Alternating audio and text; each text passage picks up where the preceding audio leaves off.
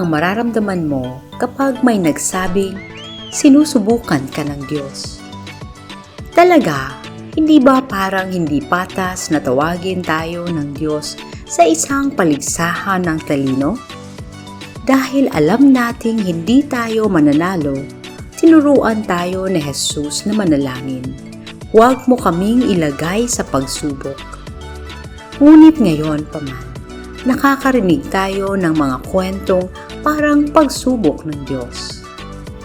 Sa isang kombinasyon ng mga talata sa kasulatan, ang pagsubok na kwento ni Abraham ay naghahanda sa atin na pagnilayan ang pagbabagong anyo ni Jesus.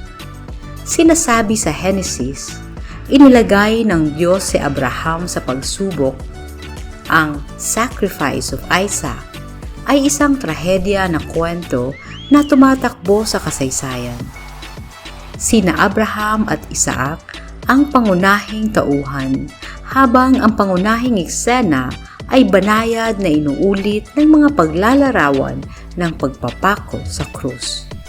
Ang kwento ng pagsubok ni Abraham ay hindi bilang kahilingan ng Diyos para sakripisyo, kung hindi bilang isang salaysay ng tawag sa metanoia at isang banal na pagpapahayag na ang Diyos ng buhay ay hindi kailanman mangangailangan ng paghahandog ng tao.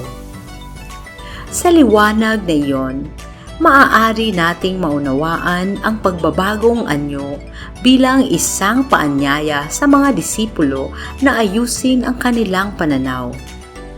Ang pagpapahayag ni Pedro na si Jesus ang Mesiyas at ang pagtanggi ng mga disipulo sa turo ni Jesus tungkol sa pagdurusa na darating.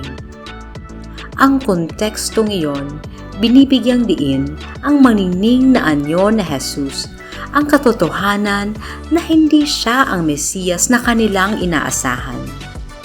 Walang makapangyarihan na mangdirigma ang magpapatalsik sa mananakop na mga Romano. Hindi ginampanan ni Jesus ang tungkulin na kanilang inaasahan.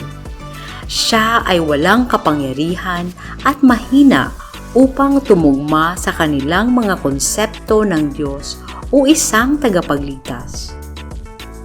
Sa bundok na iyon, nakita ng mga alagad si Jesus na nakikipag-usap kina Moises at Elias, mga simbolo ng bukasyon at pagkakakilanlan ng Israel.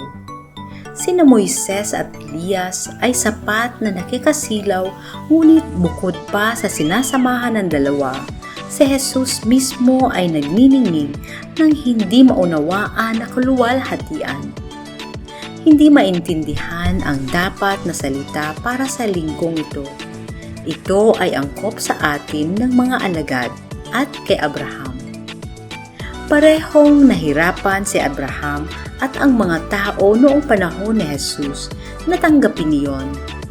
Bilang pagtulad sa mga relihiyong nakapaligid sa kanya, nais ni Abraham na palugdan ang Diyos sa pamamagitan ng pag-aalay ng lahat ng kanyang sarili. Sa isang kulturang hindi naniniwala sa buhay na walang hanggan, kinakatawan ni Isaac ang tanging kinabukasan ni Abraham sa kanila ng libingan. Ang hindi napagtanto ni Abraham ay ang kanyang paniwalang sakripisyo na may bahid ng pagmanipula. Ito ay malapit sa Pelagianism na lalabanan ni Saint Augustine na maaari tayong maging sapat na mabuti upang makamit ang kaligtasan at ang mga gawi na kahatulan ni Martin Luther, habang iginiit niya na ang kaligtasan ay isang regalo ng isang mapagmahal na Diyos na hindi kailanman nabibili.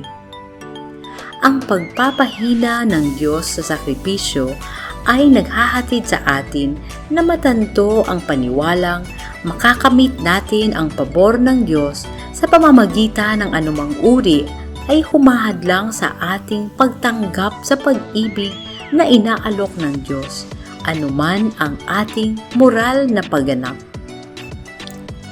Ang kawalan ng kakayahan ng mga alagad na maunawaan si Jesus ay iba sa kakayahan ni Abraham.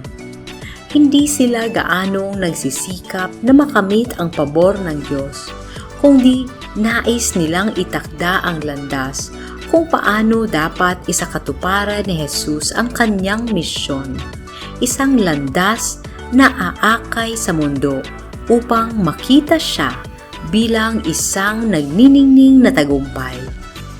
Ang pagpapakita ni Jesus sa kaluwalhatian ay magiging ganap na akma sa kanilang plano. Kapag iniisip natin ang pagbabagong anyo, kahanga-hangang akma ito sa ating mga ambisyon para sa kaluwalhatian at tagumpay. Kapag binasa natin bilang kumpirmasyon ng mga turo ni Jesus tungkol sa paglilingkod, tungkol sa pagiging mapagkumbaba at pagbibigay ng lubos ng ating sarili sa pagtitiwala, sinisimulan nating maunawaan na ang kaluwalhatian ng Diyos ay isang palaisipan, isang pangako ng kaluwalhatian at katuparan sa pamamagitan ng pagpapakumbaba at kahit na ang kabiguan. Tinatanong ni San Pablo, kung ang Diyos ay para sa atin, sino ang makakalaban sa pagdating ng pagsubok?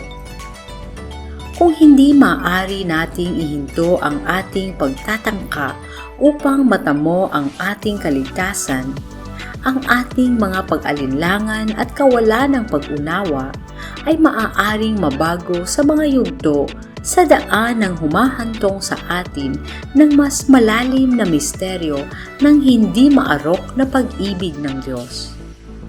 Sa pagsusulit na ito ay walang mga makapirming sagot.